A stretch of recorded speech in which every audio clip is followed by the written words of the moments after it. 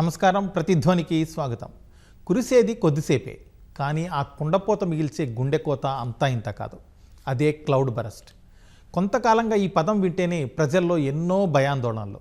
ఆకాశానికి చిల్లు పడిందా అన్నట్లుగా ఇటీవల ఉత్తరాఖండ్ అలాగే జమ్మూ కాశ్మీర్లో ఈ మేఘ గర్జనకు గ్రామాలే రూపురేఖలు లేకుండా పోయాయి. ఊహించని పెను విషాదాలు ప్రకృతి విపత్తులను ఎదుర్కోవడంలో మనం ఎంత బలహీనమో మరోసారి గుర్తు చేశాయి. మరి అసలేంటి క్లౌడ్ బరస్ట్లు? ఇది కేవలం వాతావరణ సమస్యేనా, లేక మితిమీర పర్యావరణ హానికి మనం చెల్లించుకుంటున్న మూల్యమా? క్లౌడ్ బరస్ట్లు ఎప్పుడు, ఎక్కడ, ఎలా వస్తాయో ముందుగా ఊహించగలమా? అది సాధ్యమవుతుందా? ఈ మేఘ విస్ఫోటనాలు దేశీయ విపత్తు నిర్వహణ వ్యవస్థలు, విధానాలకు ఎలాంటి సవాళ్లు విసురుతున్నాయి? ఏమేం పాఠాలు నేర్పుతున్నాయి? ఇదే అంశంపై నేటి ప్రతిధ్వని. మన చర్చలో పాల్గొంటున్నవారు డాక్టర్ జి చినసత్యనారాయణ గారు, వాతావరణ శాస్త్రవేత్త, ప్రొఫెసర్ టి శ్రీకుమార్ గారు, ప్రముఖ పర్యావరణవేత్త, డాక్టర్ కేఎస్ఆర్ మూర్తి గారు, ఎన్ఐఓ విశ్రాంత డైరెక్టర్. సత్యనారాయణ గారు, క్లౌడ్ బరస్ట్ అంటే ఏంటి అసలు? ఈ క్లౌడ్ బరస్ట్ ఎప్పుడు, ఎక్కడ, ఎందుకు జరుగుతుంది, ఎలా ఏర్పడతాయి? ఈ మాట వింటే ఇప్పుడు భారతదేశం మొత్తం కూడా ఒక రకంగా వణికిపోయే పరిస్థితి ఉంది. ఎందుకు ఇలా జరుగుతోంది? సార్, క్లౌడ్ బరస్ట్ అంటే సార్ ఒక ప్రాంతంలో తక్కువ సమయం అంటే not more than 1 kilometres are 2 kilometres, only తక్కువ సమయంలో ఎక్కువ వర్షం కురిసేదాన్ని క్లౌడ్ బరస్ట్ అంటారు. ఈ క్లౌడ్ బరస్ట్ అంటే ఎక్కువగా మాన్సూన్ సీజన్లో ఎక్కువ చూస్తాం. అంటే సౌత్ వెస్ట్ మాన్సూన్ అంటే జూన్ టు సెప్టెంబర్ మధ్య కాలంలో 122 డేస్లో ఇది ఎక్కువగా ఉంటుంది. పూర్వకాలంలో చూసుకుంటే రెయినీ డేస్ అనేవాళ్ళము. ఈ రెయినీ డేస్ అలా తగ్గిపోయి క్లౌడ్ బరస్ట్ అంటే ఎక్స్ట్రీమ్ రెయిన్ఫాల్ ఈవెంట్స్. అంటే సంవత్సరం అంతా పడవలసిన, అంటే మాన్సూన్ సీజన్ 122 డేస్లో పడవలసిన రెయిన్ ఒకే రోజున కుంభవృష్టి వర్షంలో, అంటే more than 20 centimetres 30 centimetres rain అనేది ఒకే రోజున పడుతుంది. ఈ మధ్యకాలంలో ఉత్తరాఖండ్ ఫ్లడ్స్ చూసుకోవచ్చు, అలాగే Mumbai floods and Andhra Pradesh floods, అలాగే ఈ మధ్యకాలంలో బొడమేరు వాగు ఫ్లడ్స్, అంటే ఒకే రోజున 20 సెంటీమీటర్స్. అంటే వితిన్ 1 అవర్లో ఎక్కువ వర్షం పడటం వల్ల ల్యాండ్ స్లైడ్స్ కానీ ఇవన్నీ ఎక్కువగా ఈ మధ్యకాలంలో పెరుగుతున్నాయి. దీనికి కారణం ఏంటంటే గ్లోబల్ వార్మింగ్ అండి. అంటే మనం క్రియేట్ చేసేది అంటే గ్రీన్ హౌస్ గ్యాసెస్ ఎక్కువ అవడం వల్ల, అట్మాస్ఫియర్లో ఈ తేమ శాతంతో పాటు పొల్యూషన్స్ పెరగడం వల్ల ఇవి ఎక్కువగా ఎక్కడ వస్తుంటాయి అంటే హిల్లీ రీజియన్స్లో ఎక్కువగా ఫామ్ అవుతుంటాయి అన్నమాట. అంటే ఈ ఎత్తైన చెట్లు ఉన్న ప్రదేశంలో కానీ, అంటే హైదరాబాద్ ఏంటంటే మనం చూసుకుంటే అర్బన్ ఏరియాస్ అంటాం.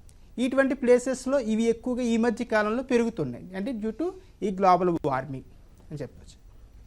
శ్రీకుమార్ గారు, ఇప్పుడు వాతావరణపరమైన అంశాలతో పాటు క్లౌడ్ బరస్ట్లకు కారణం అవుతున్న పట్టణీకరణ, అలాగే అడవుల నరికివేత కావచ్చు, లేకపోతే ఎకో సెన్సిటివ్ జోన్లలో ప్రాజెక్టులు, ఇలాంటి పర్యావరణ ఇష్యూస్ ఏమేమి ఉన్నాయి సార్?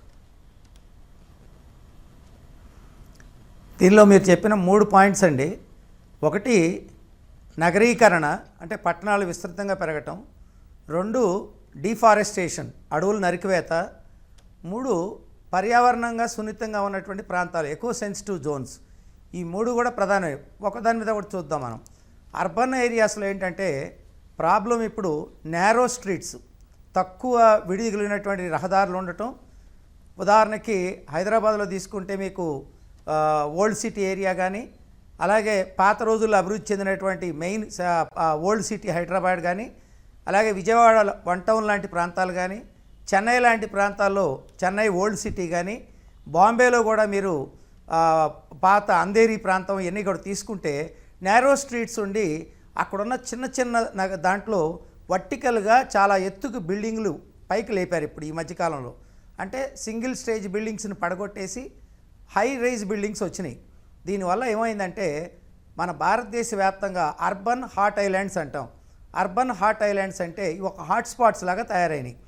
ఈ ఉష్ణమండల ప్రాంతాల్లాగా ఏర్పడటం వల్ల ఇవి మాన్సూన్ పీరియడ్లో, ముఖ్యంగా మన కోస్టల్ రీజియన్ దగ్గరగా ఉన్న ఇప్పుడు మహారాష్ట్ర లాంటిది కానీ, చెన్నై కానీ, మన ఆంధ్రప్రదేశ్ కానీ తీసుకుంటే ఏం జరుగుతుందంటే ఈ మాన్సూన్ విండ్స్ వచ్చినప్పుడు సముద్రాల మీద నుంచి, అరేబియా సముద్రం మీద నుంచి కానీ, బంగాళాఖాతం నుంచి వచ్చే తేమగాలి ఈ అర్బన్ హాట్ ఐలాండ్స్లోకి వచ్చినప్పుడు వామ్ ఎయిర్తో కలిసి ఒక్కసారిగా పైకి లేచినప్పుడు, మామూలుగా హిమాలయ ప్రాంతాలు జరిగే ఓరోగ్రఫిక్ ఎఫెక్ట్ లాగానే ఇక్కడ కూడా ఈ వామ్ ఎయిర్, అంటే తక్కువ తేమ కలిగిన గాలి, ఎక్కువ తేమ కలిగిన గాలి రెండూ పైకి వెళ్ళినప్పుడు కలవగానే అనూహ్యమైనటువంటి క్యూములోనింబస్ మేఘాలు ఏర్పడి విపరీతమైన వర్షపాతం జరుగుతుంది. దీనివల్లే 2005లో చెన్నై ఫ్లడ్స్ కానీ, 2015లో 2005లో బాంబే ఫ్లడ్స్ కానీ 15లో చెన్నై ఫ్లడ్స్ కానీ మనం 24లో తీసుకుంటే మీకు హిమాచల్ ప్రదేశ్లో కులు మనాలిలో జరిగినటువంటి క్లౌడ్ బరస్ట్ కానీ మనకి 2024లో విజయవాడలో ఉన్నటువంటివి కానీ ఇవన్నీ కూడా నగరాల పట్టణీకరణ యొక్క దుష్ప్రభావాల్ని ముఖ్యంగా అర్బన్ డ్రైనేజ్ సిస్టమ్ ఫెయిల్యూర్ని తెలియజేస్తూ ఉన్నాయి. మన డ్రైన్స్ అన్నీ కూడా పాతకాలంలో 4-5 సెంటీమీటర్ల వర్షపాతానికి డిజైన్ చేయబడ్డాయి. కానీ ప్రస్తుతం ఏంటంటే ఈ క్లౌడ్ బరస్ట్ జరిగినప్పుడు ఈ అనూహ్యమైనటువంటి వర్షపాతం జరిగినప్పుడు 10 సెంటీమీటర్ల పైన 20-30 సెంటీమీటర్ల వర్షపాతం కూడా ఒక 10-12 గంటల సమయంలో లాస్ట్ టైం జరిగింది. ఇలాంటి నీటిని సేకరించేటువంటి డ్రైనేజ్ వ్యవస్థ లేకపోవటం, 2 విపరీతంగా ఫారెస్ట్ మనకి అర్బనైజేషన్లు ఏంటంటే ఒక్క చిన్న పాయింట్ చెప్తానండి, రోడ్లన్నీ కూడా కాంక్రీట్ జంగిల్స్గా మారిపోవటం, ఫుట్పాత్లన్నీ కూడా మనం కంప్లీట్గా మట్టి లేకుండా చేయటం, అంత రిఫ్లెక్టివ్ ఏరియాస్ ఎక్కువైపోయి అసలు వాటర్ అబ్జార్బింగ్ ఏరియాస్ తగ్గిపోవటం, ఎవెన్యూ ప్లానిటేషన్ లేకపోవటం. విజయవాడ లాంటి పట్టణాల్లో బందర్ రోడ్, ఏలూరు రోడ్ తీసుకుంటే మీకు అసలు ఎవెన్యూ ప్లానిటేషనే లేదు. అసలు విజయవాడ నగరంలో మీకు 15% గ్రీనరీ కూడా లేదు. ఇలా చెన్నై నగరం కూడా ఇదే పరిస్థితి. కాబట్టి లంగ్ స్పేసెస్ లేకుండా మనం నిర్మాణం చేయటం వల్ల వాటర్ అబ్జార్బింగ్ ఏరియాస్ తగ్గిపోయి మొత్తం కూడా నీళ్లు ఒక్కసారిగా హై లెవెల్ బిల్డింగ్ 20 మీటర్ల ఎత్తున్నటువంటి బిల్డింగ్ మీద నుంచి చాలా హై వెలాసిటీతో వాటర్ రన్ ఆఫ్ రావటం, ఆ డ్రైనేజీలో వచ్చిన వాటర్ ఒక్కసారి వేగాన్ని పుంజుకుని మొత్తం కూడా ఏదైనా అడ్డుపడినప్పుడు ప్లాస్టిక్ కవర్లు కానీ ఇట్లాంటి అడ్డుపడినప్పుడు అర్బన్ ఫ్లడ్స్గా నగర వరదలుగా మారుతూ ఉన్నాయి. తర్వాత ఎకో సెన్సిటివ్ జోన్స్ హిమాలయ ప్రాంతాలు లాంటివి కానీ కులు మనాలి హిమాచల్ ప్రదేశ్ కానీ సిక్కిం కానీ మిజోరాం కానీ జమ్మూ కాశ్మీర్ కానీ ఈ ప్రాంతాలన్నీ కూడా పర్యావరణ సున్నిత ప్రాంతాలు, హిమాలయాలకు దగ్గరగా ఉన్నాయి. ఈ ప్రాంతాల్లో అడవుల నరికివేత విపరీతంగా పెరిగిపోయింది. మనకి దేవదారు వృక్షాలు అంటాం. ఉత్తరాఖండ్లో దేవదారు వృక్షాలను కొట్టేయటం కోసం విపరీతంగా దేవదారు వృక్షాలు నరికేశారు. దాని తర్వాత అర్బనైజేషన్ పేరుతో, టూరిజం పేరుతో కొత్త కన్స్ట్రక్షన్స్ని బాగా చేపట్టడం, వీటన్నిటి వల్ల మీరు అన్నట్టు ఈ పర్యావరణ సున్నిత ప్రాంతాల్లో చేయకూడని పనులు చేయటం, అడవులు నరికివేత, ఇవన్నిటి కూడా మనకి ప్రస్తుతం ఉన్నటువంటి పరిస్థితులకి క్లౌడ్ బరస్ట్కి కారణం. ఎందుకంటే ఈ అర్బన్ హాట్ ఐలాండ్ నేను చెప్పినట్టు ఎవాపరేషన్ అనేది టెంపరేచర్స్ మీద, గాలి మీద, అనేక విషయాల మీద ఆధారపడద్దండి. ఇవన్నీ కూడా మనకు ప్రస్తుతం ఉన్నటువంటి పరిస్థితులు ఏంటంటే గ్లోబల్ వార్మింగ్ ఒకటి, క్లైమాటిక్ చేంజెస్ ఒకటి, మన విండ్ ప్యాటర్న్స్ కూడా, మన గాలులు, మన జూలై నెలలో విపరీతంగా గాలులు వీయటం, వామీర్ రావటం వల్ల కూడా ఇది కారణం అండి. మూర్తి గారు, ఇప్పుడు సముద్ర ఉష్ణోగ్రతలు, అలల్లో వస్తున్న మార్పుల్లో ఏవి మన భారతదేశంలో క్లౌడ్ బరస్ట్ల సంఖ్య, తీవ్రత పెంచుతున్నాయంటారు? మీకున్న ఓషనోగ్రఫీలో మీకున్నటువంటి విస్తృతమైన అనుభవంతో చెప్పాలంటే ఏం చెబుతారు? క్లౌడ్ బరస్ట్కి మెయిన్ కారణం ఏమిటంటే అండి, యాక్చువల్గా అలలు కాదు, సముద్ర ఉష్ణోగ్రతలు పెరుగుతున్నాయి. ఇందాక సత్యనారాయణ గారు చెప్పినట్టుగానే గ్లోబల్ వార్మింగ్ మూలాన టెంపరేచర్స్ బాగా రైజ్ అయ్యి ఇవాపరేషన్ ఎక్కువ టేకప్, సీ సర్ఫేస్ నుంచి ఇవాపరేషన్ ఎక్కువ టేకప్ అయ్యి ఈ ఇవాపరేషన్ అయిన ఈ క్లౌడ్ అంతా అక్కడ పైకి వర్టికల్గా కొన్ని కిలోమీటర్ల పైకి వెళ్ళి అక్కడ కండెన్స్ అయ్యి క్యుములో నింబస్ క్లౌడ్స్ అని ఆ క్లౌడ్స్ ఫార్మ్ అవుతాయి.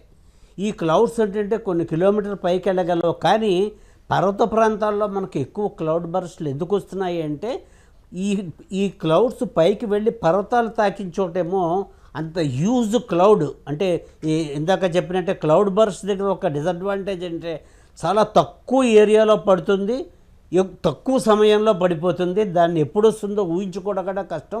అంచేత సముద్ర వాతావరణం గ్లోబల్ వార్మింగ్ మూలాన వేడెక్కడమే మెయిన్ కారణం, కానీ అలల ఉధృతం మూలాన మాత్రం అంత రిలేషన్ లేదు.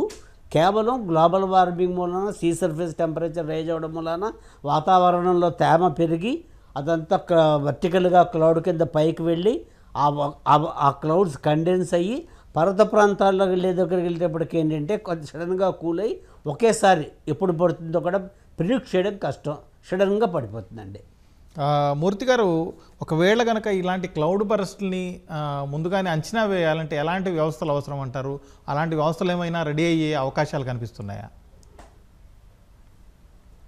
మనకి క్లౌడ్ బర్స్ట్ విషయంలో ఒక మెయిన్ మనకి డ్రాబ్యాక్ ఏంటంటే, మనం మాన్సూన్స్ను కానీ సైక్లోన్స్ను కానీ డిప్రెషన్స్ను కానీ వీటన్నింటికీ ముందుగా చెప్పడానికి మనకు ఆ వ్యవస్థ చాలా బాగుంది. కానీ క్లౌడ్ బర్స్ట్లో ఏంటంటే చాలా ఒక few tens of square kilometres ఏరియాలోనే అది ఫార్మ్ అవుతుంది. అదొకటి. చాలా తక్కువ టైము, వితిన్ 24 అవర్స్లో ఒక 100 మిల్లీమీటర్స్ 200 మిల్లీమీటర్స్ రెయిన్ పడిపోతుంది. అంచేత మన దగ్గర ఉన్న ప్రిడిక్షన్ సిస్టమ్ ఏంటంటే అంత స్మాల్ రెజల్యూషన్లో ఉన్న అంత స్మాల్ ఏరియాలో స్మాల్ టైంలో వచ్చేదాన్ని గుర్తించేంతగా మన సిస్టమ్ ఇంకా డెవలప్ అవ్వలేదు. రెండొక కారణం ఏంటంటే ఈ పర్వతాల్లోనూ వాటల్లోనూ కూడా రాడార్లు కానీ అదర్ మానిటరింగ్ సిస్టమ్స్ కానీ కొద్దిగా సిగ్నల్స్ వ్యవస్థ సరిగ్గా లేకపోవడం వలన, మనకు క్లోజ్డ్ డెన్సిటీ ఆఫ్ అబ్జర్వేషన్స్ లేకపోవడం వలన ఇవి ఎప్పుడు వస్తాయో చెప్పడం అన్నది మనకి కష్టమవుతుంది. ఆ విషయంలోనే క్లౌడ్ బర్స్ట్ మనం ప్రిడిక్ట్ చేయలేకపోతున్నాం. అవి సడన్గా రావడానికి అవి కూడా మనం ప్రిడిక్ట్ చేయాలి అంటే మన డేటా కానీ మన స్టేషన్స్ కానీ మన మానిటరింగ్ సిస్టమ్స్ కానీ ఇంకా బాగా అడ్వాన్స్ అవ్వాలి. సత్యనారాయణ గారు, ఇంతకుముందు మూర్తి గారు అన్నట్టుగా క్లౌడ్ బరస్ట్ని అంచనా వేయడానికి ఎలాంటి వ్యవస్థలు లేవు ఇప్పటిదాకా అన్నారు. ఒకవేళ ఇలాంటివి అంచనా వేయాలంటే ఎలాంటి వ్యవస్థలు ఉంటే బాగుంటుంది? అలాగే ఆ దిశగా ఏమైనా ప్రయోగాలు పరిశోధనలు జరుగుతున్నాయా? Yes sir. నాకు సార్ నేను government of Andhra Pradesh 1 crore project తోటి ఏంటంటే 2050 వరకు అంటే ఎక్స్ట్రీమ్ ఈవెంట్స్ అంటే హీట్ వేవ్స్ కానీ టెంపరేచర్ రెయిన్ఫాల్ కానీ అలాగే సైక్లోన్స్ కానీ ఏ విధంగా మార్పు చెందుతాయి అంటే we have a global models ఉన్నాయి. ప్లస్ ఈ మధ్య కాలంలో భారత్ ఫోర్కాస్ట్ సిస్టమ్ అనేది మనకి ఐఎండి వాళ్ళు ఇంట్రడ్యూస్ చేశారు ఈ మధ్యన, ఐఐటిఎం పూణే వాళ్ళు. ఈ భారత్ ఫోర్కాస్ట్ సిస్టమ్ తోటి విలేజ్ లెవెల్లో మనం ఫోర్కాస్ట్ ఇవ్వగలుగుతున్నాం. కానీ మనకి ఏంటంటే ఈ మధ్యకాలంలో మోడల్స్ డెవలప్మెంట్ అంటే ఎలా అంటే మనకి హైబ్రిడ్ మోడల్స్ అంటే మనకి న్యూమరికల్ వెదర్ ప్రిడిక్షన్ అంటాం. అంటే ఐఎండి వాళ్ళు యూజ్ చేసే మోడల్స్ అంటే డైనమికల్ మోడల్స్. ఈ మధ్యకాలంలో అందరూ యూజ్ చేసేది AI, artificial intelligence and machine learning and deep learning methods. అంటే మనకి we have a satellite data ఉన్నది, అలాగే రాడార్ సిస్టమ్ ఉంది, అలాగే మనకి గ్రౌండ్ బేస్డ్ అబ్జర్వేషన్స్ ఉన్నాయి. ఈ అన్ని అబ్జర్వేషన్తో పాటు క్వాలిటీ ఆఫ్ డేటా మనకు జనరేట్ చేసుకొని మనకి ఏదైతే మనకి మోడల్ ఆల్రెడీ ఐఎండి ఇస్తుందో దానికి హైబ్రిడ్ మోడల్స్ అంటే ఈ మోడల్కి ఈ డేటాని యాడ్ చేసి మిషన్ లెర్నింగ్ మోడల్స్ తోటి మనం ఐడెంటిఫై చేయొచ్చు అనేది ఈ మధ్య కాలంలో నేను డిఎస్టీ గవర్నమెంట్ ఆఫ్ ఇండియా డిఎస్టీతో ప్రాజెక్ట్ తోటి పాటు థండర్ స్టార్మ్ ప్రిడిక్షన్ ఏవైతే ఈ ఫ్లడ్స్ అనుకుంటున్నామో అంటే క్లౌడ్ బరస్ట్ అంటే క్యూములో నింబస్ క్లౌడ్స్ వర్టికల్గా ఫామ్ అవడం వల్ల సడన్గా విత్ ఇన్ ఫ్యూ మినిట్స్లో అంటే few minutes means 1 hour to 2 hours మధ్యలో ఈ సడన్ రెయిన్ పడటం జరుగుతుంది. ఇవన్నీ కూడా మనం ఈ మిషన్ లెర్నింగ్ ఆల్గారిథం యూజ్ చేసుకుని ఏదైతే శాటిలైట్స్ అవైలబిలిటీ ఉన్నాయో అన్ని శాటిలైట్ డేటాను ముందుగా వెరిఫై చేసుకోవాలన్నమాట. ఈ డేటా క్వాలిటీ ఉందా, ఎంతవరకు రిలయబిలిటీ ఉంది, ఇవన్నీ చెక్ చేసుకుని ఈ శాటిలైట్ డేటాను బేస్ చేసుకుని ఈ హైబ్రిడ్ మోడల్ అంటే మనకి ఏదైతే ఐఎండి మనకు ప్రొవైడ్ చేస్తుందో దాంతో కాబట్టి కంపేర్ చేసి మనం ముందుగా డెవలప్ చేయొచ్చు. అదేవిధంగా మినిస్టర్ ఆఫ్ ఎర్త్ సైన్సెస్ నేను ఇదివరకు NCMRWF national centre for medium range weather forecasting సెంటర్లో ఒక సైంటిస్ట్ కింద వర్క్ చేస్తున్నప్పుడు అప్పుడు ఎక్స్ట్రీమ్ ఈవెంట్స్ అంటే లాస్ట్ 100 yearsలో ఇప్పుడు చూడలేదు ఈ విధమైన రెయిన్ రేపు వచ్చే అవకాశం ఉంది, నెక్స్ట్ 2 daysలో వచ్చే అవకాశం ఉందని పర్సంటైల్ బేస్డ్ మెథడ్ తోటి నేను ఐడెంటిఫై చేయడం జరిగింది. అంటే ఈ మెథడ్ తోటి 2005 అలమూర్తి గారు చెప్పినట్టు 2005 ముంబై ఫ్లడ్స్ కానీ ఆంధ్రప్రదేశ్ ఫ్లడ్స్ కానీ ఈ మనకు ఆంధ్ర ఫ్లడ్స్ కానీ రీసెంట్ బొడమేరు వాగు ఫ్లడ్స్ కానీ హైదరాబాద్ ఫ్లడ్స్ కానీ ఉత్తరాఖండ్ ఫ్లడ్స్ జమ్మూ కాశ్మీర్ ఫ్లడ్స్ అంటే జమ్మూ కాశ్మీర్లో 5 centimeters హెవీ రెయిన్ అన్నమాట. అంటే ఏదైతే లోతట్టు ప్రాంతాలు ఉంటాయో అక్కడ హిల్స్ పక్కనే మనకు చిన్న లోయల్లో ఇల్లు నిర్మించుకోవడం వల్ల వెంటనే ఫ్లడ్స్ వస్తుంటాయి. ఇవన్నీ కూడా మనం యూజింగ్ ఏదైతే శాటిలైట్ సిస్టమ్ బాగా డెవలప్ అయింది, మనకి గ్రౌండ్ బేస్డ్ అబ్జర్వేషన్స్ ఉన్నాయి, ఐఎండి కూడా న్యూ రాడార్ స్టేషన్స్ కూడా ఇన్స్టాల్ చేయడం జరుగుతుంది. ఈ అన్నిటితో కలిపి మనం నావ్ కాస్టింగ్ సిస్టమ్ అంటే with in 3-4 hours or 10 hours ముందుగా మనం క్యాప్చర్ చేయడం అయితే జరుగుతుంది. ఇది అడ్వాన్స్ టెక్నాలజీ ప్రజెంట్ ఇంప్రూవ్ జరిగింది కాబట్టి నాకు కూడా గవర్నమెంట్ ఆఫ్ ఇండియా సపోర్ట్ చేయడంతో నేను కూడా ముందుగా రీసెర్చ్ చేయడం జరుగుతుందండి. సత్యనారాయణ గారు మీరు అన్నట్టుగా అంచనా వేసే అవకాశం ఉంది అంటున్నారు. ఇప్పుడు ఈ మధ్య కాలంలో వచ్చిన ఉత్తరాఖండ్ కావచ్చు, అలాగే లేటెస్ట్గా జమ్మూ కాశ్మీర్ ఈ వరదలకు సంబంధించి ఏమైనా ముందస్తు సమాచారం ఉందా? ముందస్తు సమాచారం అంటే ఐఎండి వాళ్ళు అలర్ట్ ఇస్తున్నారు సార్. మనకి for example state government we are initiated 2015-16 నుంచి మేము ఒక నియర్ 40-30 minutesలో మీకు పిడుగులు పడే అవకాశం ఉంది, నియర్గా మీకు హెవీ రైన్స్ వచ్చే అవకాశం ఉన్నది అనేది ఆంధ్రప్రదేశ్ స్టేట్ గవర్నమెంట్ ఒక అలర్ట్ మెసేజ్ అయితే జారీ చేస్తున్నాం సార్. ఇది ఓకే. శ్రీకుమార్ గారు, ఇప్పుడు లేటెస్ట్గా మనం చూస్తే మొన్నటికి మొన్న ఏమో ఉత్తరాఖండ్లో దరాలి ప్రాంతంలో వచ్చింది, అలాగే ఇప్పుడు జమ్మూ కాశ్మీర్, ఇలాంటి చోట క్లౌడ్ బరస్ట్లు ఒక తీరని విషాదాన్ని అలాగే నష్టాన్ని కూడా మిగిల్చాయి. ఇట్లాంటి వాటిని ఎదుర్కోవడంలో మన ప్రభుత్వ వ్యవస్థలు అలాగే యంత్రాంగాలు ఎంత మేర సన్నద్ధంగా ఉన్నాయి? అంటే ఇది జనరల్గా క్లౌడ్ బరస్ట్ అనేది పర్వత ప్రాంతాలకు పరిమితమైనటువంటి విషయం. కానీ ఇప్పుడు జరిగేది ఏంటంటే మైదాన ప్రాంతాలకు కూడా వచ్చేసింది ఇది, అర్బన్ ఏరియాస్ కూడా. ఇప్పుడు చెన్నై కానీ, బాంబే కానీ, విజయవాడ కానీ ఇవన్నీ తీసుకుంటే మనకి ఎందుకు ఇలా జరుగుతుంది అనేది డేటాబేస్ కావాలండి. ఇందాక మనకి సత్యనారాయణ గారు చెప్పినట్టు మనకి ఒక వెదర్ ఫార్కాస్టింగ్ మోడల్ ఒకటి ఉంది. ఎందుకంటే న్యూమరికల్ వెదర్ ఫోర్కాస్టింగ్ మెథడ్ అని చెప్పి మెషిన్ లెర్నింగ్ మీద బేస్ అయ్యి ఇది data collection centres, IMD Indian meteorological department, అలాగే national atmospheric research laboratory Gadanki అంటాం మనం, తిరుపతి దగ్గర ఎంఎస్టీ రాడార్ ఉంది. వాతావరణంలో ఉన్నటువంటి వివిధ పొరలను అధ్యయనం చేయడానికి, మిసోస్ఫియర్, ట్రోపోస్ఫియర్, తర్వాత ఇవన్నీ కూడా ఐనోస్ఫియర్ అధ్యయనం చేయడానికి. ఇలా రాడార్, డాప్లర్ రాడార్స్ అంటాం, satellite base geo stationary satellites ద్వారా, డాప్లర్ రాడార్స్ ద్వారా కూడా మనం చాలా దాదాపు ఒక 700 ఫీట్ వరకు ప్రాంతాన్ని కూడా మనం అంచనా వేసి చేయడానికి వీలుంది. అయితే మనకేంటంటే బ్రాడ్ బేస్ కలెక్షన్ అంటే వీటన్నిటికీ కూడా మన యంత్రాంగం మొత్తం కూడా ఇండియన్ మెట్రలాజికల్ డిపార్ట్మెంట్ కానీ, తర్వాత national flood water risk management authority కానీ, అలాగే సైక్లోన్ రిస్క్ మేనేజ్మెంట్ కానీ, ఇవన్నీ కూడా ల్యాండ్ స్లైడ్ రిస్క్ మేనేజ్మెంట్, చాలా ఆర్గనైజేషన్స్ ఉన్నాయండి. వీటన్నిటి కలిపి మనకి ఫ్లడ్ వార్నింగ్ ఉంది, సెంట్రల్ వాటర్ కమిషన్ వాళ్ళు ఇస్తారు, అంటే వరదల్ని నియంత్రించడం. సో మనం ఈ వ్యవస్థలు సరిగ్గా పనిచేయలేకపోవటం కానీ, కమ్యూనికేషను, సిబ్బంది కొరత కానీ, దానివల్ల కానీ మనకి ఉన్నంతలో చాలా వరకు మన ప్రాణ నష్టాలను తగ్గించగలుగుతున్నాం. అయితే ఇక్కడ ఉన్న పెద్ద ప్రాబ్లం ఏంటంటే డిజాస్టర్ వచ్చినప్పుడు, ఇలాంటి డిజాస్టర్స్ వచ్చినప్పుడు జరిగే ఆస్తి నష్టం. మీకు ఊరే ఇప్పుడు దరాలిలో కొట్టుకుపోయింది, అక్కడ జరిగినటువంటి ప్రాణ నష్టం కన్నా ఆస్తి నష్టం చాలా తీవ్రంగా అసలు మనం పూడ్చలేని విధంగా ఉంది. సో ఇలా భవిష్యత్తులో ఇట్లాంటివి ఆస్తి నష్టాలు జరగకుండా, ఎందుకంటే మన యొక్క జీడిపిని, మన ఎకానమీని కూడా ఇది తీవ్ర ప్రభావం చూస్తాయి, లాంగ్ టర్మ్ ఎఫెక్ట్స్ ఉంటాయి.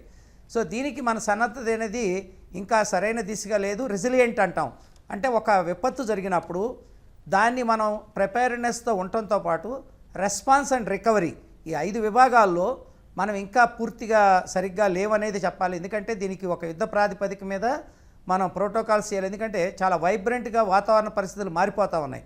నిన్న మొన్నటి దాకా వరదలు అనుకున్నాం, క్షామం అన్నాం, అంటే మనకి దుర్భిక్షం వచ్చింది, రెయిన్ లేక. ఇప్పుడేమో మనకి క్లౌడ్ బరస్ట్ వచ్చి వరదలు వచ్చేస్తూ ఉన్నాయి. కాబట్టి సంవత్సరం మొత్తం ఈ వాటర్ని ఎలా యూజ్ చేయాలి అంటే ల్యాండ్ వాటర్ మేనేజ్మెంట్ అనేది, ఫ్లడ్ వాటర్ మేనేజ్మెంట్ జరగటానికి డ్రైనేజ్ సిస్టమ్స్ కానీ, ఫ్లడ్ వాటర్ డైరెక్షన్ కెనాల్స్ కానీ, తర్వాత గ్రీనరీ మేనేజ్మెంట్ కానీ, ఇవి ప్రాపర్గా మనకి ఇవన్నీ కూడా ఒకే రూఫ్ కింద చాలా ఇంటిగ్రేటెడ్ సిస్టమ్తో జరిగినప్పుడు మాత్రమే మనం భవిష్యత్తులో ఇట్లాంటివి మళ్ళీ చూడకుండా ఉంటాం. లేకపోతే ఏమవుద్దంటే మనకి అర్బన్ ఫ్లడ్స్ వచ్చినప్పుడు చాలా వ్యవస్థలండి, కమ్యూనికేషన్ సిస్టమ్ కానీ, పవర్ సిస్టమ్ కూడా డ్యామేజ్ అవుద్ది. అందుకే మనం మనం ఫ్లడ్స్ వచ్చినప్పుడు మీరు చూస్తే పవర్ సప్లై ఇవ్వలేము. చెన్నైలో మీరు చూశారు, లక్షల డబ్బులుండి కూడా తాగటానికి మంచినీళ్ళు లేవు, గ్రౌండ్ వాటర్ కంటామినేట్ అయిపోయింది. మనకి పవర్ సప్లై లేకుండా పోయింది, సెల్ ఫోన్స్ పనిచేయలేదు. కాబట్టి ఇవన్నీ కూడా విపత్తులు వచ్చినప్పుడు జరిగేటువంటి దానికి సన్నద్ధత కిట్స్ మనం రెడీ చేసుకోవటం, ప్రిపేర్నెస్ అనేది చాలా అవసరం అండి. మూర్తి గారు, ఇప్పుడు మనకున్నటువంటి తీర ప్రాంత ముందస్తు హెచ్చరికల వ్యవస్థలు కావచ్చు, అలాగే మిగిలిన ప్రధాన భూభాగంలోని విపత్తు నిర్వహణ వ్యవస్థలతో ఎంతవరకు ఇంటిగ్రేట్ అయి పనిచేస్తున్నాయి సార్? ఎంతవరకు ఇంటిగ్రేట్ అవుతున్నాయి అంటే యాక్చువల్గా మనం ఈవేళ మనం మెయిన్గా డిస్కస్ చేస్తుంది with reference to cloud burst. ఈ హెచ్చరికలు, సముద్ర వాతావరణం హెచ్చరికలు, తుఫాన్ హెచ్చరికలు, వాటర్లో మనం బాగానే అడ్వాన్స్ అయినా ఈ క్లౌడ్ బరస్ట్, ఫ్లడింగు, కొంతమంది ఇప్పుడు ఆయన అర్బన్ ఫ్లడింగ్ గురించి మాట్లాడుతున్నారు. నేనేమంటానంటే దీన్ని 2 భాగాలుగా చూడాలి. క్లౌడ్ బరస్ట్ పర్వత ప్రాంతాల్లో వచ్చేదానికి ఒక రకంగా మనకేంటంటే పర్వత ప్రాంతాల్లో ఇల్లు కట్టడం కానీ, డిఫారెస్టేషన్ కానీ, దాని మూలాన కానీ అక్కడ వ్యవస్థ బాగా పాడైపోతుంది. అర్బన్ ఫ్లడింగ్ వచ్చేటప్పటికి క్లౌడ్ బరస్ట్ అనే కాదు, మామూలుగా హెవీ రెయిన్ వచ్చినా సరే అర్బన్ ఫ్లడింగ్ ఎందుకు వస్తుందంటే మనం చెట్లు కొట్టేయడం, తర్వాత ఏంటంటే అర్బనైజేషన్ పెడితే కాంక్రీట్ జంగిల్స్ కింద మారిపోవడం, ఇదంతా. అంచేత ఏంటంటే మన వ్యవస్థ ఎలా ఉండాలంటే సైంటిఫిక్ యాంగిల్లో ఉండాలి, సోషల్ యాంగిల్లో ఉండాలి.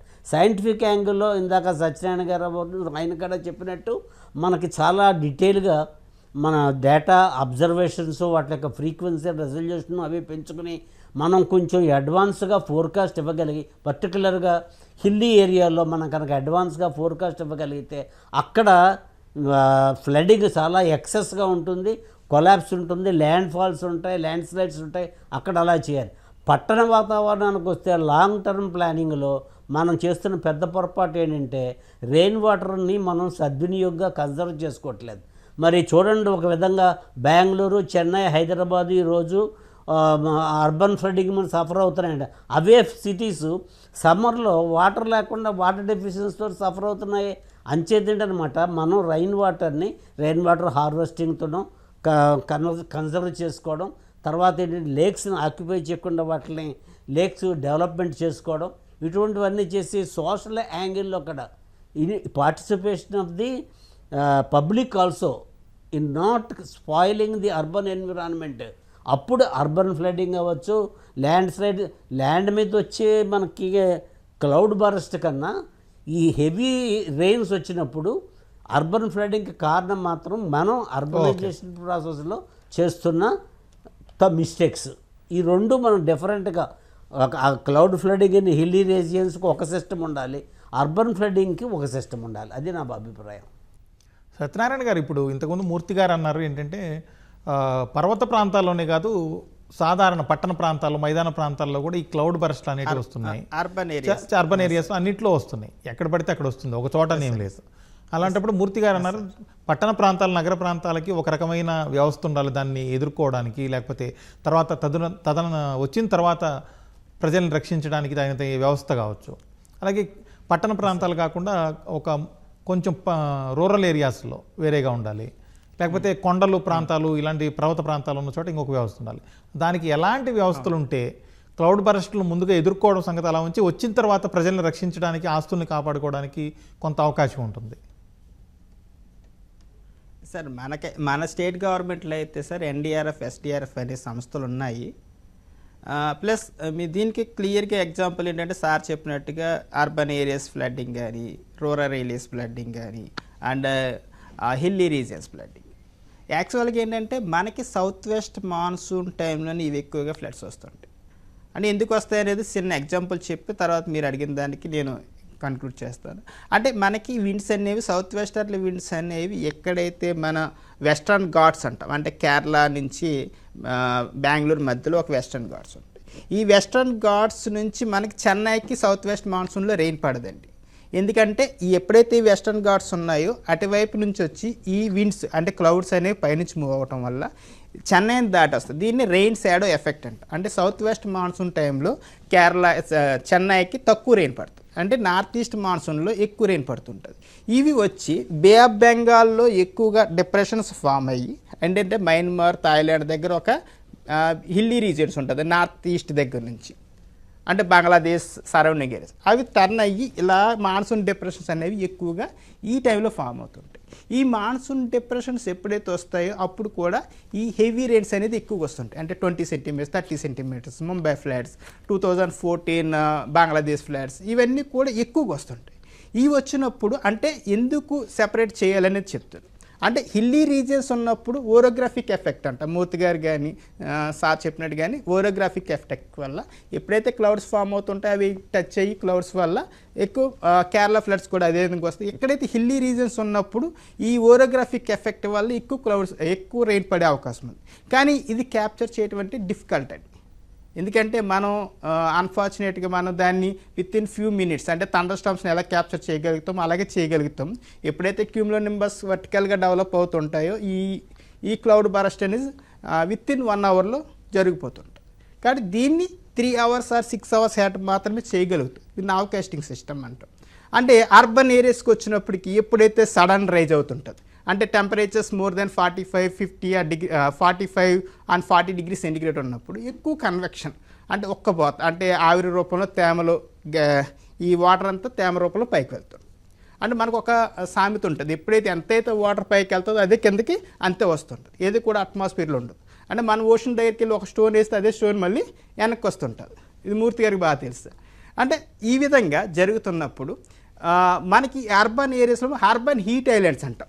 అంటే ఇది ఒక పర్టికులర్ ప్లేస్. మనకి ఎక్కువగా హైదరాబాద్ చూసుకుంటే ఎయిల్ స్టార్మ్స్ అనేవి ఈ మధ్య కాలంలో ఎక్కువగా పెరుగుతున్నాయి. అంటే వడగాళ్ళ వాన, అంటే ఇవి ఎక్కువ ఈ క్యూములస్ నింబస్ క్లౌడ్స్, ఇది కూడా క్లౌడ్ బరస్ట్ లాంటిది ఒక ఇండికేషన్ అన్నమాట.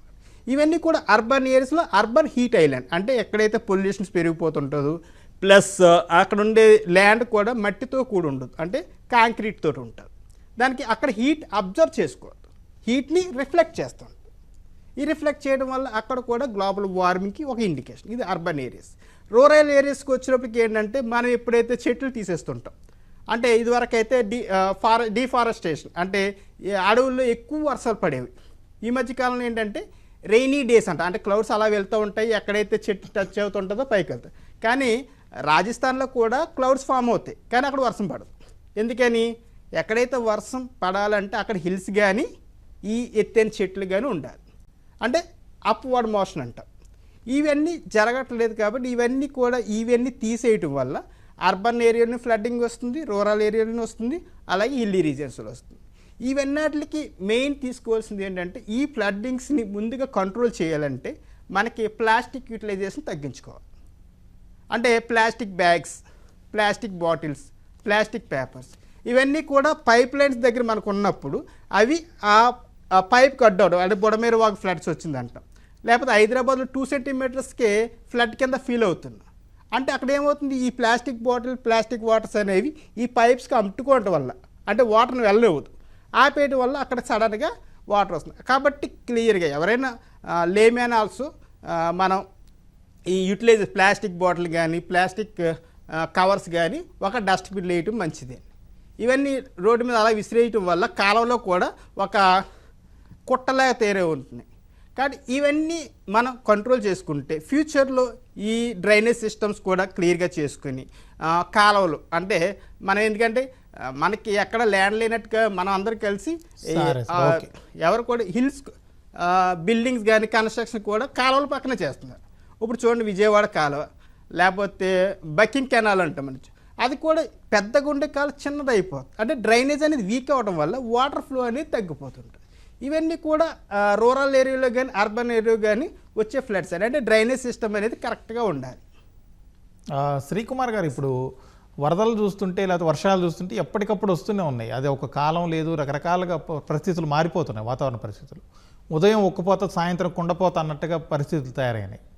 ఇలాంటి పరిస్థితుల్లో ప్రభుత్వాల ఆలోచనలు, విధానాలు ఎలాంటి మార్పులు వస్తే వాటిని ఎదుర్కొని తట్టుకొని నిలబడడానికి అవకాశం ఉంటుంది? ముందు ఇప్పుడు మనకు డిజాస్టర్ మేనేజ్మెంట్ అథారిటీ ఉంది కదండి, NDMA. 2005లో మనకు డిజాస్టర్ మేనేజ్మెంట్ యాక్ట్ వచ్చిన తర్వాత NDMA కానీ SDMA కానీ స్టేట్ డిజాస్టర్ అలాగే district disaster management authority district లెవెల్లో, అంటే 3 స్థాయిల్లో, జాతీయ స్థాయిలో, రాష్ట్ర స్థాయిలో, అలాగే జిల్లా స్థాయిలో ఈ అథారిటీస్కి 5 అంచెల వ్యవస్థ ఉందండి. అంటే అసలు దాని డిజాస్టర్ని మనం మిటిగేట్ చేసుకోవటం, అంటే అసలు దాన్ని ఏమన్నా నివారించగలమా? ఈ డిజాస్టర్ అనేవి రకరకాలుగా ఉంటాయి కాబట్టి ఇప్పుడు క్లౌడ్ బరస్ట్ గురించి మాట్లాడుతున్నాం మనం, దీన్ని ఆపలేం మనం. కాబట్టి దీనికి ప్రిపేర్డ్నెస్ ఎలా ఉండాలి, అంటే ఈ వరదల్ని ఏ విధంగా అరికట్టాలి? ఇప్పుడు ఈ మధ్యకాలంలో వింటున్నాం కాబట్టి లోతట్టు ప్రాంతాలు ఏవి, ప్రతి ఏరియాలో, జిల్లాలో లోతట్టు ప్రాంతాలు, అంటే ఎక్కడైతే నీరు చేరద్దో. ఇప్పుడు మనకి చెన్నై ఫ్లడ్స్ వచ్చినప్పుడు చెప్పారు, చెరువులో ఇళ్ళు కట్టారు. అప్పుడు మనం వెళ్ళి ఇళ్ళు చెరువులో ఉన్నాం కాబట్టి ఆ చెరువులో ఉండాల్సిన నీళ్లు మన ఇంట్లోకి వచ్చినాయి అని చెప్పి, అంటే మనం ఎలాంటి ప్రాంతాల్లో ఇళ్ళు కట్టాలి, ఎలాంటి ప్రాంతాల్లో కట్టకూడదు, ఇది మనం తీసుకుంటే అసలు అక్కడ ఏమీ లేదు. రియల్ ఎస్టేట్ వ్యాపారం అనేది ప్రభుత్వం ఎవరు ఎక్కడైనా సరే ఏదైనా కట్టొచ్చు అన్నట్టుంది, నిషేధిత ప్రాంతాలు అనేవి లేవు. సో ఖచ్చితంగా మనం కొన్ని ఏరియాస్లో ఏవైతే లో లయింగ్ ఏరియాస్ ఉన్నాయో, డ్రైనేజ్ వాటర్ పోవటానికి అవకాశం లేదో, రెయిన్ వాటర్ పోవటానికి అవకాశం లేదో, చుట్టుపక్కల ఉన్నటువంటి వాటర్ ఎక్కువ వర్షపాతం పడినప్పుడు చేరటానికి అవకాశం ఉందో, అలాంటి చోట అర్బనైజేషన్ కానీ హౌసింగ్ని కానీ పరిశ్రమలు కానీ రానివ్వకుండా చూడాల్సిన బాధ్యత ప్రభుత్వాల మీద ఉంది. ఇదంతా కూడా ఎవరు చేయాలంటే ప్లానింగ్ అథారిటీస్ ఉంటాయి, టౌన్ ప్లానింగ్ అథారిటీస్ అని. అంటే మన యొక్క దీర్ఘకాలిక ప్రణాళికలు ఏవైతే చేయాల్సినటువంటి టౌన్ ప్లానింగ్ కానీ స్టేట్ ప్లానింగ్ అథారిటీస్ ఉన్నాయో, భవిష్యత్తులో పట్టణాలు ఎటు విస్తరించడానికి అవకాశం ఉంది, మనకు ఉన్నటువంటి క్యాచ్మెంట్ ఏరియాస్ ఏంటి, లో లయింగ్ ఏరియాస్ ఏంటి, ఈ టోపోగ్రఫిక్ ప్లానింగ్ అనేది పర్ఫెక్ట్గా జరగాలండి. ఈ టోపోగ్రఫిక్ ప్లానింగ్లో ఏముండాలి, ఖచ్చితంగా మనకి చెరువులు కానీ సరస్సులు కానీ ఇట్లాంటివి పరిరక్షణ చేయాలి, నారోయింగ్ ఆఫ్ కెనాల్స్ని అవాయిడ్ చేయాలి. కాబట్టి మనకు ఒక సివిల్ పోలీస్ వ్యవస్థ ఎట్లా అయితే ఉందో అలాగే రివర్ అథారిటీస్ని ప్రొటెక్ట్ చేసుకోవడానికి, లేక్ ఏరియాస్ని ప్రొటెక్ట్ చేయడానికి, ఫ్రెష్ వాటర్ బాడీస్ని ప్రొటెక్ట్ చేయడానికి, డ్రైనేజీలు బ్లాక్ అవ్వకుండా చూసుకోవడానికి ఒక రక్షణ వ్యవస్థని, అవసరమైతే సివిలియన్ ఫోర్స్ని, అంటే ప్రజల పార్టిసిపేషన్తో పబ్లిక్ అండ్ ప్రైవేట్ పార్టిసిపేషన్ ఎట్లా ఉందో అలాగే ప్రభుత్వం ప్రజలు కలిసి ఇప్పుడు రైతులు నీటి సంఘాలు ఉన్నాయండి, అట్లాగే మనం గ్రామ స్థాయిలో కానీ రాష్ట్ర స్థాయిలో కానీ ఈ నీటి పరిరక్షణ వ్యవస్థను ఏర్పాటు చేసి మనం ప్రాపర్ మెకానిజం కనుక చేసినట్టయితే ప్రభుత్వాలు ఖచ్చితంగా ఇటు నుంచి మనం ముప్పు నుంచి తప్పించుకోవచ్చండి. వర్షపాత సమయాలు కావచ్చు, లేకపోతే క్లౌడ్ బరస్ట్లు అనే కాకుండా వర్షపాత సమయాలు, తీరుతెన్నులు ఇవన్నీ మారిపోతున్నాయి. ఇట్లాంటి వాటిని మనం సరిగ్గా అర్థం చేసుకోగలుగుతున్నామా? అంటే ఈ రెయిన్ ప్యాటర్న్స్ మనం చెప్పేప్పుడు ఇదివరకు కాలంలో ముసురు అనే మాట వినేవాళ్ళం అండి. అంటే రెయినీ డేస్ 120 రోజుల్లో మనకి మాన్సూన్ సీజన్లో ఉండాల్సిన దానిలో కనీసం 60 రోజులు వర్షపాతం, అంటే వారంలో కనీసం 2 వర్షాలు అంటారు. అది సుభిక్షమైనటువంటి వ్యవసాయానికి ఒక ప్రతీక.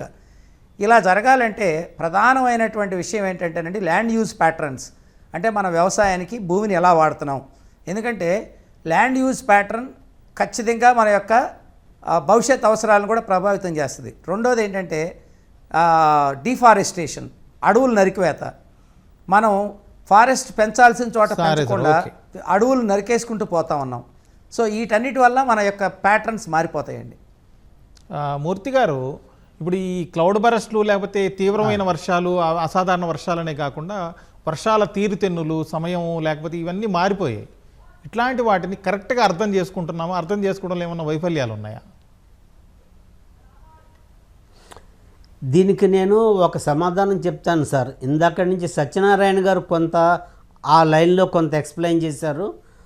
రెండో ఆయన పేరు ఆయన కూడా చాలా నెమ్మదిగా మన రెస్పాన్సిబిలిటీ ఏమిటన్న దానికి కొంత ఒక మార్గం వచ్చింది. ఏంటంటే దీనికి అంతటికీ మెయిన్ కారణం ఏంటంటే మనకి వాతావరణం కాలుష్యం అయిపోవడం మూలానను, తర్వాత గ్లోబల్ వార్మింగ్ మూలానను మనకి కంప్లీట్గా మన సఫరింగ్స్ అన్నీ ఇక్కడ క్లౌడ్ బరస్ట్ అయినా, అర్బన్ ఫ్లడింగ్ అయినా, ఏదైనా సరే ఇదే కారణం. అంచేత ఏంటంటే మనం మొట్టమొదట సైంటిఫిక్ ఆస్పెక్ట్ కాకుండా మొట్టమొదట సిటిజన్ పార్టిసిపేషన్ అయినా, గవర్నమెంట్ పార్టిసిపేషన్ అయినా సరే, ఇందాక ఆయన ప్లాస్టిక్స్ గురించి చెప్పారు.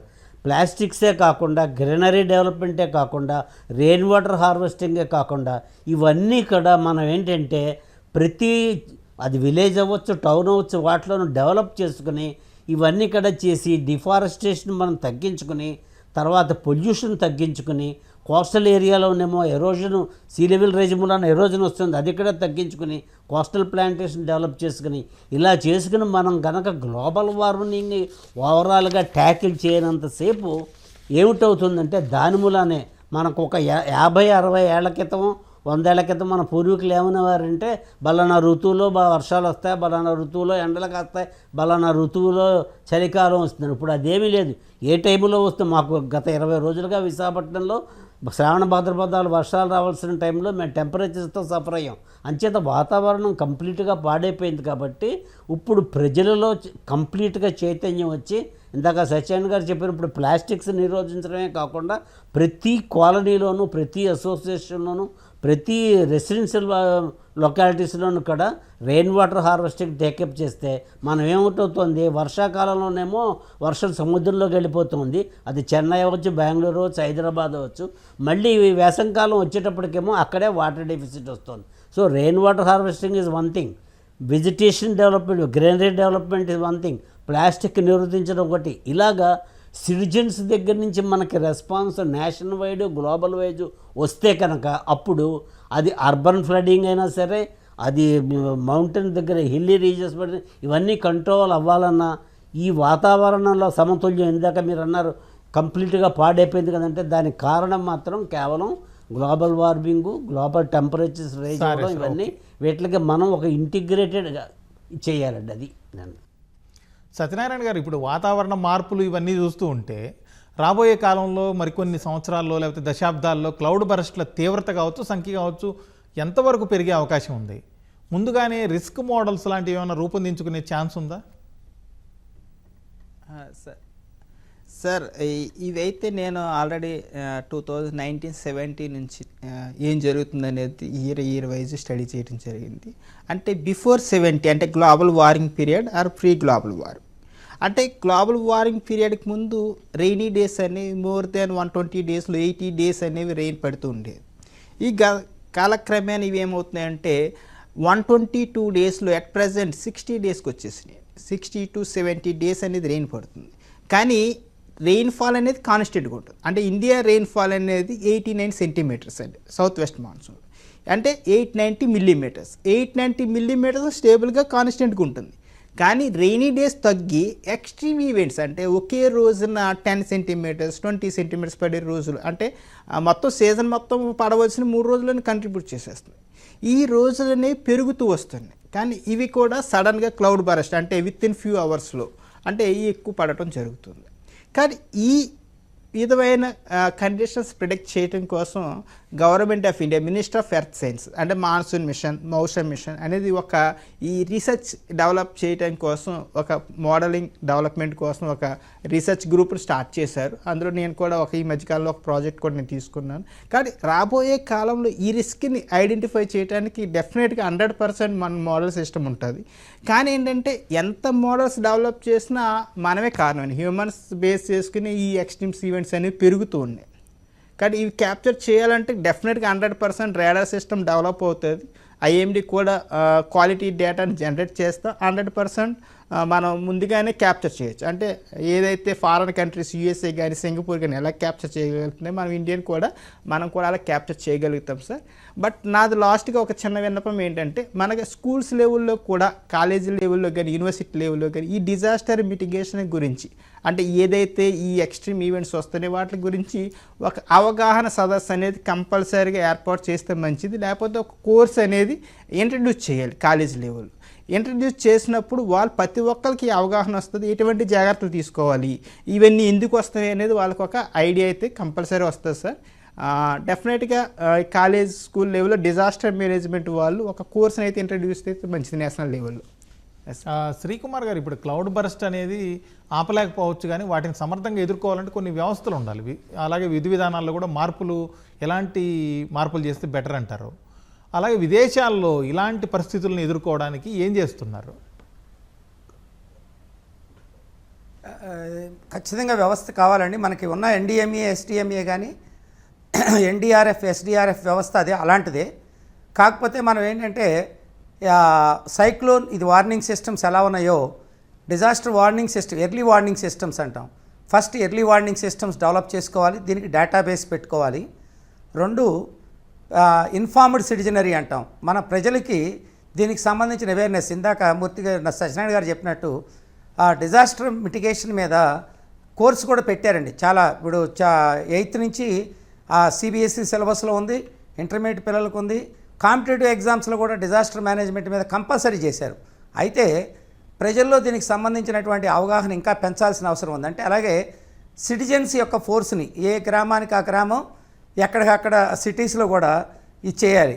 విదేశాల్లో ఏం జరుగుతుందంటే, ఉదాహరణకి ఇప్పుడు సింగపూర్ తీసుకోండి, నెదర్లాండ్స్ తీసుకోండి, లేదా కెనడా తీసుకోండి.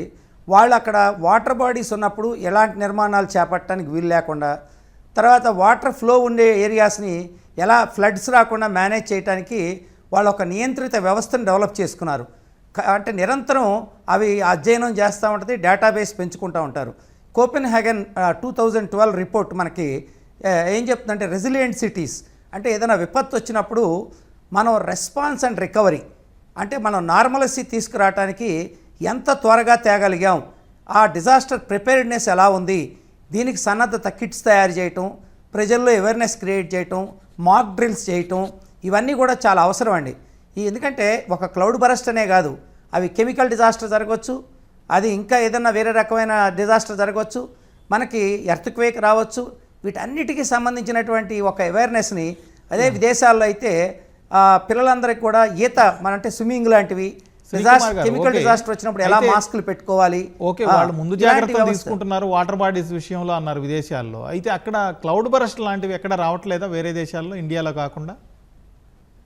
ఖచ్చితంగా వచ్చినాయండి. క్లౌడ్ బరస్ట్లు వస్తే కూడా వాళ్ళకున్నటువంటి డేటాబేస్ ఏంటంటే శాటిలైట్ సిస్టమ్స్, వాళ్ళు కొంతవరకు అవేర్నెస్ తీసుకురాగలుగుతున్నారు. కానీ అంటే ఎగ్జాక్ట్గా ప్రిడిక్షన్ చేయటం అనేది అసలు ఎవరి వల్ల కాదండి. ఎందుకంటే ఇది అనూహ్యంగా మౌంటైన్ రీజియన్స్లో కానీ ఏదైనా వామ్ ఎయిర్ అండ్ కోల్డ్ ఎయిర్ జరిగినప్పుడు జరిగేది. కాబట్టి మనం దాని నుంచి నష్టాలని తగ్గించుకునే వ్యవస్థ మాత్రం అక్కడ ఉన్నాయండి. ప్రజలకి ఒక వార్నింగ్ సిస్టమ్స్ లాగా ఎర్లీ వార్నింగ్ సిస్టమ్స్ ఉన్నాయి. సార్ ఓకే, సత్యనారాయణ గారు ఏదో చెప్పబోతున్నారు. సార్ మనకొక్కటే కాదు, ఈ ఎక్స్ట్రీమ్స్ అనేవి ప్రతి కంట్రీ కూడా ఫేస్ చేస్తుంది సార్. ఓకే, అన్ని కంట్రీస్లో కూడా. రీసెంట్గా చూడండి, ఆస్ట్రేలియాలో కూడా ఈ క్లౌడ్ బరస్ట్ అనేది జరుగుతుంది. ఓకే. మనకి న్యూస్లో కానీ ఇందులో చూసినా కానీ ఒక కంట్రీయే కాదు, అన్ని కంట్రీస్ కూడా ఈ క్లౌడ్ బరస్ట్ మీద ప్రాబ్లమ్స్ ఫేస్ చేస్తున్నాయి. కాబట్టి వాళ్ళు ఏంటంటే వాళ్ళ కంట్రీకి తగ్గట్టుగా కూడా ప్రిడిక్షన్ సిస్టమ్స్ వాళ్ళు అలర్ట్ మెసేజ్ డెవలప్ చేసుకుంటున్నారు. సరే సార్. మూర్తి గారు, ఇప్పుడు తీర ప్రాంతాల నుంచి పర్వత ప్రాంతాల దాకా ఈ విపత్తు హెచ్చరికల డేటా షేరింగ్ కావచ్చు, లేకపోతే రీసెర్చ్, అలాగే కోఆర్డినేషను ఈ గ్లోబల్తో కంపేర్ చేసుకుంటే, విదేశాలతో పూర్తిగా ప్రపంచవ్యాప్తంగా ఉన్న వ్యవస్థలతో కంపేర్ చేసుకుంటే మన భారతదేశం ఎక్కడుంది, ఇంకా ఏం చేస్తే బాగుంటుంది? యాక్చువల్గా ఫోర్కాస్టింగ్ సిస్టంలో కానీ డిజాస్టర్ మేనేజ్మెంట్లో కానీ మన భారతదేశం మిగతా దేశాలతో ఈక్వల్గా కానీ ఇంకా కొన్ని విషయాల్లో ఎక్కువగా ఎఫిషియెంట్గా ఉంది. ఇందాక మన సత్యనారాయణ గారు, శివకుమార్ గారు అన్నట్టు cloud burst maximum the highest most severe cloud burst has happened in Spain. Cloud burst is a peculiar phenomena వచ్చి చాలా సడన్గా వచ్చి చాలా తక్కువ రీజియన్లోనే తక్కువ టైంలోనే ఎక్కువ పడిపోతుంది. కాబట్టి నేను ఫైనల్గా సమ్మరీగా చెప్పేది ఏంటంటే, క్లౌడ్ బరస్ట్ లాంటి డిజాస్టర్ మేనేజ్మెంట్కి unless our data resolution, our data frequency and analysis అవన్నీ ఇంప్రూవ్ అవుతే తప్పితే ఇది భారతదేశానికే కాక మొత్తం అందరికీ ఉన్న ఫినామినా. అదర్వైజు మీరు అన్నట్టు ఇండియా మాత్రం ఈ కోస్టల్ హజార్డ్స్ అవ్వచ్చు, మెరైన్ హజార్డ్స్ అవ్వచ్చు, వీటిలన్నింటిలోనూ కూడా నేషనల్ లెవెల్లో కూడా ఇదివరకన్నా, ఫర్ ఎగ్జాంపుల్ 2004లో మనకి సుమత్రాలో ఎర్త్క్వేక్ వచ్చినప్పుడు మనకు వార్నింగ్ సిస్టమ్ లేక ఎక్కడో సుమత్రాలో వచ్చిన ఎర్త్క్వేక్ మ్యాగ్నిట్యూడ్ 9.3 అయినా సరే 2.5 hours టైం మనకు ఉన్నా సరే తమిళనాడు దగ్గరకు వచ్చేసి ఆ సునామీ కొట్టేసింది. ఎంచేత we have no warning system. But now India has developed such a beautiful warning system. ఇప్పుడు మనకు సునామీ వార్నింగ్ సిస్టమ్ రావడం within half an hour మనకు తెలిసిపోతుంది మనకు వచ్చే సునామీ ఎలా ఉంటే ఆ ఇండోనేషియా, సుమిత్రా, జావా ప్రాంతం నుంచి వస్తుంది. కాబట్టి so our weather it is weather system or earthquake system or anything improved. But cloud burst is a peculiar phenomenon. ఎవరైనా సఫర్ అవుతారు. కారణం ఏంటంటే దానికి అది పిక్యులర్ నేచర్. దానికి ఏంటంటే తక్కువ టైంలో ఈ హజార్డ్ అవుతుంది. కాబట్టి అది మనం ప్రిడిక్ట్ చేయడం అనేది చేయాలి అంటే ఇంకా మనకు చాలా హై రెజల్యూషన్ డేటా కావాలి. తర్వాత ఇంకొక ఫైనల్గా నేను విషయం చెప్పొచ్చేది ఏంటంటే, ఈ డిజాస్టర్ మేనేజ్మెంట్లో కోర్సులు ఇవన్నీ ఎలా ఉన్నా సిటిజన్ పార్టిసిపేషన్, పర్టికులర్గా there is what is a called resident welfare associations, colony సంక్షేమ సంఘాలు అన్నింటిలోనూ కూడా మనం కాన్స్టెంట్గా వాళ్ళకి అవేర్నెస్ క్రియేట్ చేసి గ్రీనరీ డెవలప్ చేసుకోండి, ప్లాస్టిక్స్ వాడకండి, రెయిన్ వాటర్ హార్వెస్టింగ్ సిస్టమ్ పెట్టుకోండి. ఇవన్నీ కనుక మనం నేషనల్గా గ్లోబల్గా చేస్తే మనం గ్లోబల్ వార్మింగ్ తగ్గించగలిగితే క్లౌడ్ బరస్టే కాదు, సైక్లోన్సే కాదు, ఇవే కాదు, అన్నీ కూడా ఇప్పటికే వీఆర్ టూ లేట్. బట్ ఇప్పుడైనా మొదలెడితే కనుక we can come to a good conclusion. ఇది వాళ్ళ ప్రతిధ్వని. నమస్కారం.